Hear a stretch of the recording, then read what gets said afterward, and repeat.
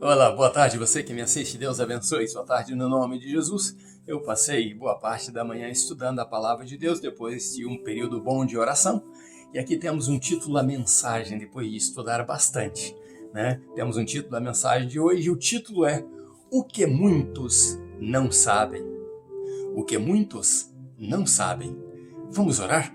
E depois vamos esmiuçar juntos este assunto que é maravilhoso, que tem muitos mistérios nele. E nós vamos desfrutar disso no nome de Jesus para o nosso crescimento. Deus Santo, eu e essa pessoa que está agora assistindo esse vídeo, oramos juntos, pedindo ao Senhor a graça do Senhor, a paz do Senhor, o entendimento da Tua Palavra, a compreensão da Tua Palavra que vem do Senhor para alegrar os nossos corações. Pedimos ao Senhor também que abençoe os nossos familiares, abençoe os nossos amigos, todas as pessoas que assistem esses vídeos que eu posto, Deus, no YouTube e em outras páginas sociais, que elas sejam abençoadas no nome de Jesus. Nisso concordamos e assim oramos no nome de Jesus. Amém. Que Deus te dê graça e te dê paz. Vamos ler a Bíblia? Deuteronômio capítulo 21, o versículo 22 e o versículo 23 diz assim: Quando alguém tiver cometido um crime que mereça morte e condenado for suspenso no madeiro ou pendurado ou crucificado em um madeiro, versículo 23, o seu cadáver não permanecerá no madeiro durante a noite. Certamente o enterrarás no mesmo dia, porque o que for pendurado no madeiro é maldito de Deus. Glória a Deus por isso, né? Pela palavra dele, temos aí em Deuteronômio esse caso aí. Que mistério é esse? Por isso o título é O que muitos não sabem. Você já ouviu dizer algum ditado por aí, alguma pessoa dizendo assim, fulano de tal não quer assumir a culpa. Ele está lavando as mãos como Pilatos, está parecendo Pilatos lavando as mãos. Você já ouviu isso antes? Eu já falei disso num vídeo passado. Mas é interessante que o título da nossa mensagem é O que muitos não sabiam. Eu vou dizer para você que nem o Google sabia. Quando eu, agora nos meus estudos, vou buscar lá no Google alguém que tenha dito diferente do que eu penso ou paralela ao que eu penso, o Google me assusta mostrando que nem ele sabia do que a Bíblia diz, né? De costumes que a Bíblia diz. E então eu fiz a pergunta e eu tive que corrigir mais uma vez o Google dizendo, não, você não está certo. Porque a Bíblia diz assim e assim. E então, graças a Deus, o Google concordou comigo, pediu desculpa pela resposta errada que ele tinha dado, dizendo que realmente a Bíblia diz isto que eu havia dito. Isso é importante. Eu quero de Deus toda a humildade possível, mas eu quero lembrar você a entender que a Bíblia é um livro maravilhoso e muito atual. Deuteronômio capítulo 21. Não 31, vamos chegar lá. Deuteronômio capítulo 21 nos mostra isso. Mostra o quanto a Bíblia é atualizada. Milhares de anos antes, a Bíblia está falando desse assunto que eu acabei de ler. Mas vamos esmiuçar o capítulo 21 para você ver os mistérios do capítulo 21. Primeiro mistério. A Bíblia diz o seguinte, nas cidades que vocês vão possuir, quando aparecer um morto ali, que ninguém souber quem matou, então vocês vão medir, né? Os sacerdotes e levitas vão medir ali a cidade mais próxima e vão chamar os habitantes daquela cidade, os anciãos daquela cidade. Estes anciãos comparecerão, porque os sacerdotes, preste atenção nisso, foram determinados, separados por Deus para decidir pelo povo, para trazer a Deus para o povo e levar o povo até Deus. Então seria um representante entre as duas partes, de Deus para o povo e do povo para Deus. Então estes sacerdotes teriam a autoridade de chamar os anciãos daquela cidade mais próxima onde apareceu o morto e não havia ali o criminoso, ninguém sabia quem matou. E então ele traria os anciãos daquela cidade. O que aconteceria? Os anciãos veriam o morto. Mas antes que eles fizessem isso, o que eles precisavam fazer? Eles tinham que pegar uma bezerra que nunca tivesse tido no pescoço dela um jugo, né? Ou carregado um peso no pescoço dela. E então eles pegariam essa bezerra e dariam na nuca dela uma cacetada. quebraria a nuca dela. Preste atenção nesses detalhes. Quebraria a nuca dela. Bom, ainda não derramando sangue. Chamaria então a anciãos daquela cidade, mostraria o morto. O defunto ali que foi assassinado e ninguém sabe quem matou. Mas a culpa então estava caindo naquela cidade mais próxima. O que acontecia? Os anciãos então viriam ali e veriam o morto e diria: olha, nós vamos lavar as mãos sobre o que aconteceu com este morto aqui e nós não temos a culpa disso. Aí eu fui lá para o Google e perguntei, olha, era então um costume dos hebreus lavar as mãos para excluir deles mesmos, né, a culpabilidade, provando a sua inocência. E o Google diz para mim, não era costume dos hebreus, era costume dos romanos. Mas olha aí, Deuteronômio capítulo 21, muito antes que Roma tomasse posição, que Roma existisse ali na história de Israel, ou na nossa história, o que acontece é que ali já tinha o costume dos hebreus de lavar as mãos. Então quando as pessoas dizem, fulano está como Pilatos lavando as mãos, ela está totalmente equivocada. O lavar as mãos é jurar a sua inocência, é não assumir a culpabilidade. E Pilatos provou que ele sabia mais da lei, sabia mais de Deuteronômio do que o próprio povo hebreu. Por isso é que ele lavou as mãos, dizendo, eu não tenho culpa nessa atitude que vocês estão querendo. Então o que acontece? Aqueles anciãos ali tirariam a culpa da cidade deles de que não mataram aquele sujeito. Olha que coisa linda você saber que era a cultura já deles fazerem isso e que não foi invenção de Pilatos. Pilatos só fez aquilo que eles já faziam antes, os hebreus. E por isso ele então assumiu a posição que assumiu de lavar as mãos ali dizendo, olha, vocês me trouxeram este homem que eu acho inocente. Vocês então querem punir esse homem com morte. Mas como vocês não têm mais o poder de fazer isso, de executar ninguém, porque agora vocês estão debaixo da ordem de Roma, do governo de Roma, os romanos agora que imperam aqui sobre vocês, então vocês trouxeram a mim querendo que eu assuma esta culpa. Eu estou lavando as minhas mãos, que a culpa não é minha, eu entrego de volta a vocês. E Pilatos tentou defender Jesus e inocentar Jesus e liberar Jesus por 3 vezes.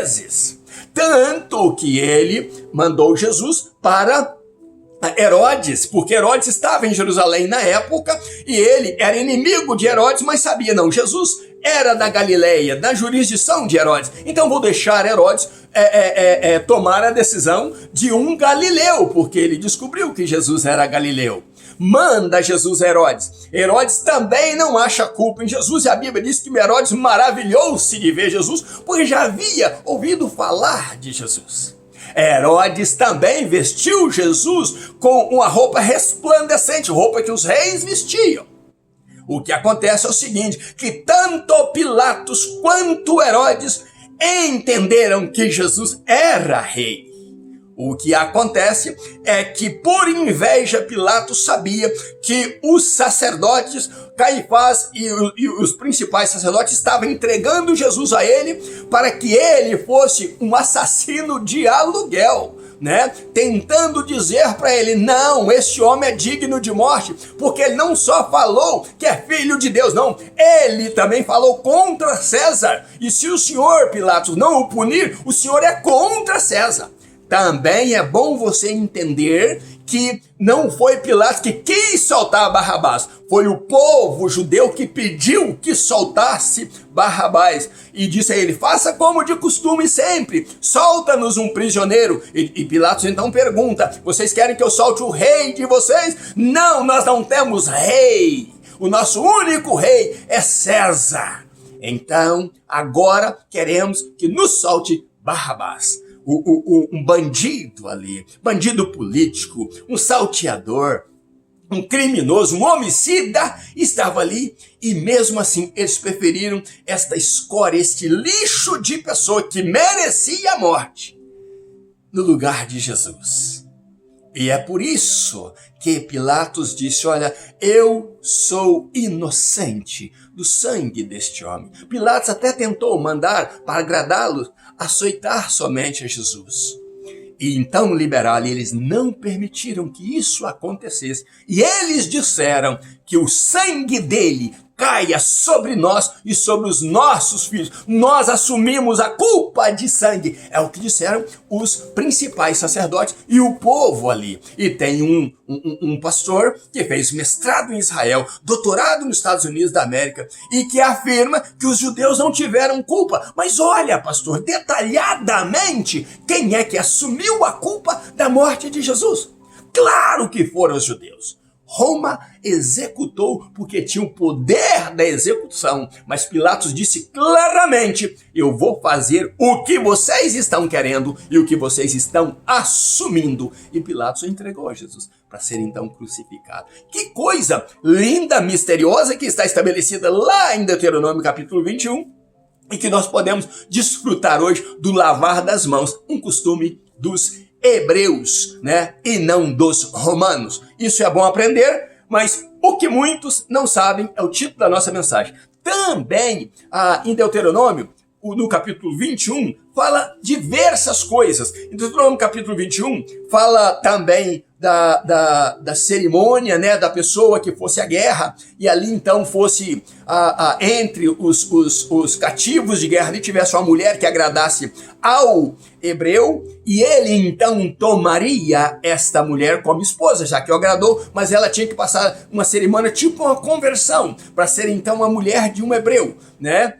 Raparia a cabeça, cortaria as unhas, e então ele assumiria, mas ela teria direito de esposa e não deveria ser vendida depois como escrava, mesmo que ele não a quisesse mais. Então tem muitos mistérios e muitas leis lindas ali de direitos e deveres. Era dever dele honrá-la como esposa. Também fala do direito da primogenitura, né? Se um homem tivesse, o caso, duas mulheres, uma ele amasse mais e a outra ele amasse menos, o filho daquele amor menos fosse o primogênito, ele mesmo que ele amasse a sua mãe menos do que a outra, ele teria o direito de primogenitura e não lhe seria tirado. Então é muito bonito ver como a Bíblia trabalha com direitos e deveres. E também fala sobre a importância dos filhos ser obedientes. Isto é algo que deveria trazer na nossa cultura. Os filhos obedientes está lá nos 10 mandamentos, né? Honra o teu pai e a tua mãe. Preste atenção, para que os teus dias sejam prolongados.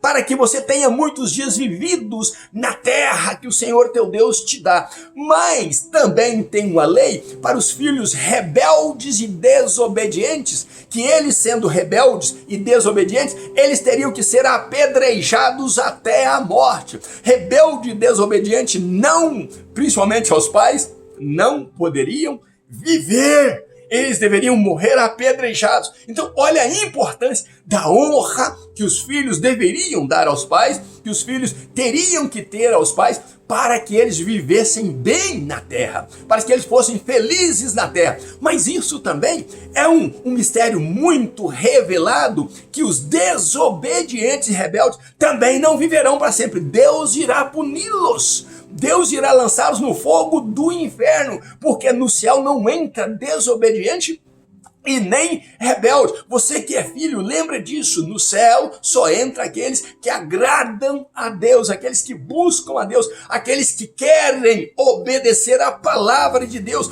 E Deuteronômio capítulo 21 nos traz os tempos de Jesus, nos traz os dias de hoje, os dias que vivemos hoje. Aí, então, depois de falar da obediência e desobediência dos filhos, vem então esta parte aí sobre o madeiro.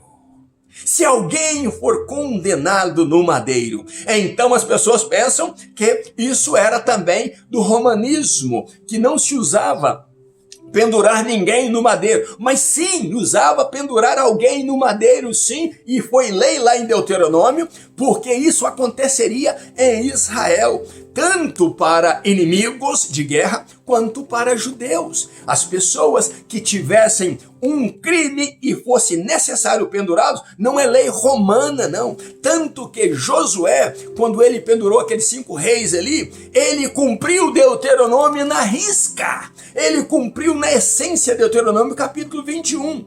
Ele pendurou aqueles reis ali, mas no momento exato, como diz Deuteronômio, antes de se tornar noite, ele tirou os seus corpos dali. Olha, presta atenção numa coisa, está escrito e se cumpriu na pessoa de Jesus. Olha a proximidade de Deuteronômio com os dias de Cristo. Deuteronômio capítulo 21, com os dias de Cristo. No lavar das mãos lá, né, do morto lá, no lavar das mãos de Pilatos. Na obediência dos filhos aos pais que viveriam muito, com a realidade do reino de Deus, aos obedientes à palavra de Deus, a Deus e a seus pais, eles também terão vida longa. E essa vida longa inclui a eternidade de Deus para as nossas vidas. Mas agora nós vemos no finalzinho, no versículo 22 e 23, falando daquele que cometer um crime. Pilatos não achou crime em Jesus. Mas os judeus disseram que ele era criminoso. Ele falou ser filho de Deus. Ele blasfemou.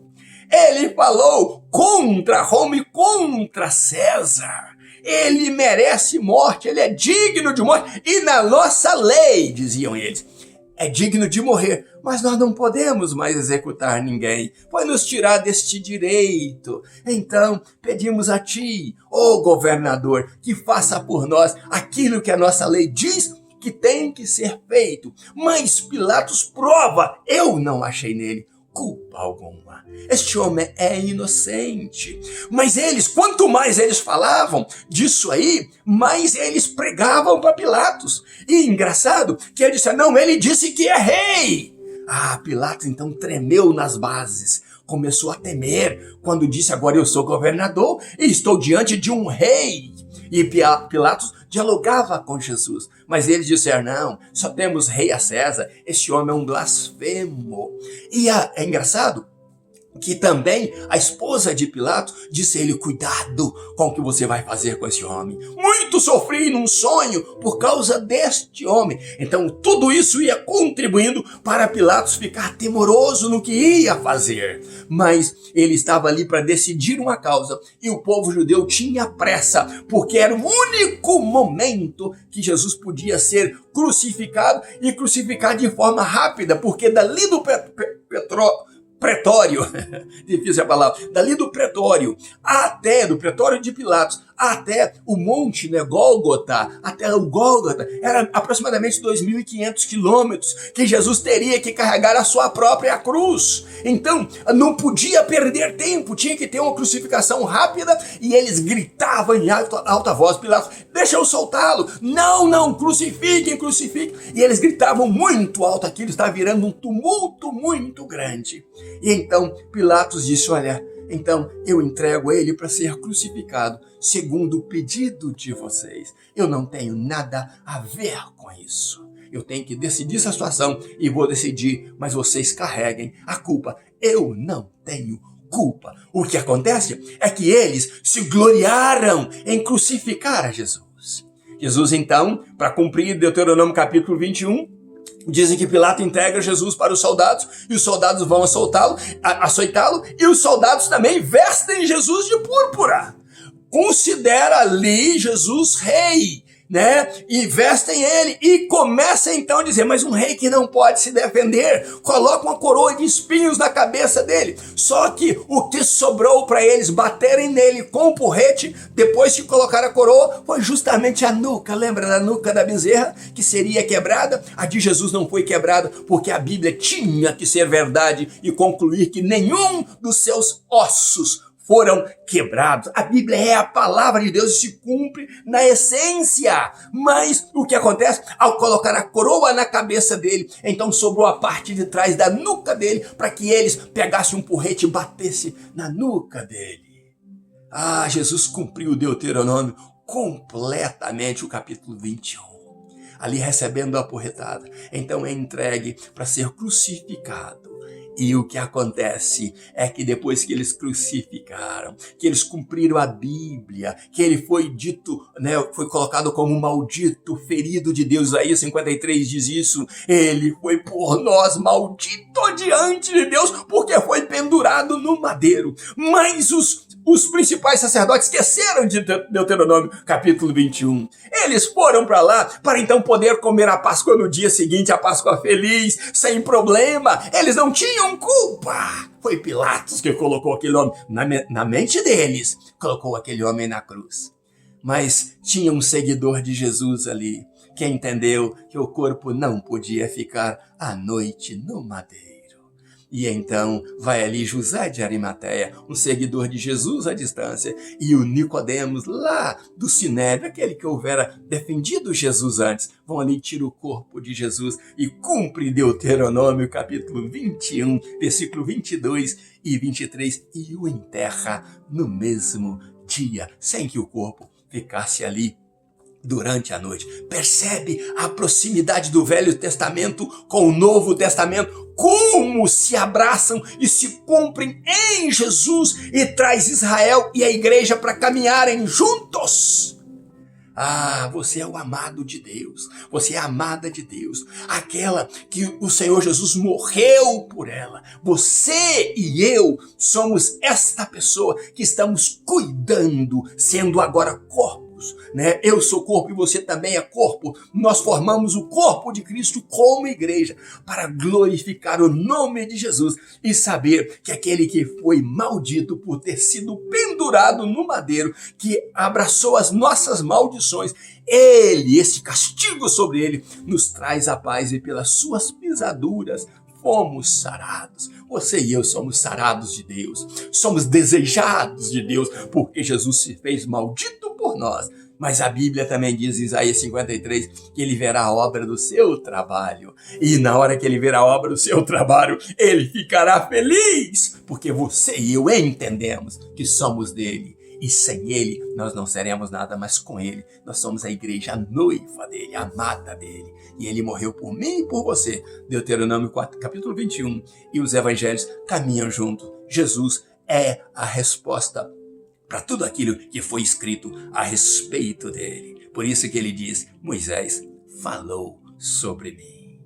Que Deus abençoe você e família no nome de Jesus. O título é O que muitos não sabem. Agora você sabe. Esses mistérios de Deus já foram revelados a você e você pode crescer aprendendo a Bíblia, que é a palavra de Deus, no nome de Jesus. Ainda nos meus pijamas, buscando a Deus, um grande abraço meu, pastor Riva Martins. Deus abençoe você e família no nome de Jesus e até amanhã, se Deus quiser.